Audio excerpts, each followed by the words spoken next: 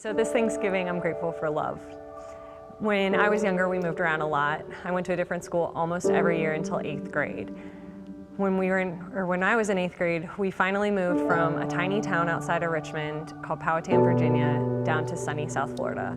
I came from a school, middle school of all things, where everybody wore camo or those big fluffy starter jackets, and I never really felt like I fit to a town where everybody had disposable income and designer labels, and I sure didn't fit in that either. So as this terrified 12-year-old girl entering a new school in the middle of the school year, I knew that something was going to have to change.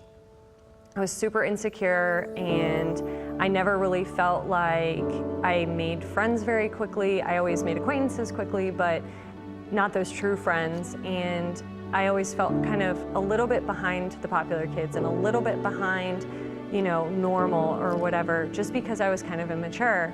And, well, compared to, you know, the South Florida kids. But then a couple months after I started at King's Academy, we had a week of worship, and there was a man named Reggie Dobbs who came, and he gave the sermon every day. And I had sat through hundreds of those over the years, so I didn't think anything of it until the last day. He gave his speech and his sermon, and then he called us all to pray. And I just felt the Lord tugging at my heart, and I knew that that was the moment that I was going to make a choice that would change my life forever.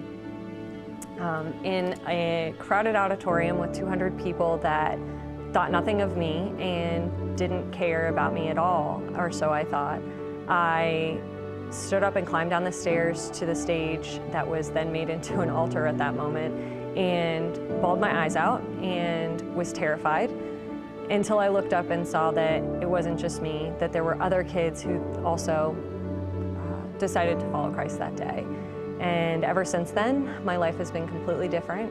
I found my identity in Christ instead of in the world, and I was able to have a role model and to have kind of an instruction manual for life, which really benefited me, especially through like the hard times. You know, ever since that day now, I know when I struggle, I can turn to Christ. I know that I can turn, and you know, when I actually give it up for prayer and give it to the Lord and don't just say, oh, okay, it's God's, I know that I'm going to be blessed, and I know that I'm going to be given peace, and I know that it's going to get me through things that I probably never could get through on my own.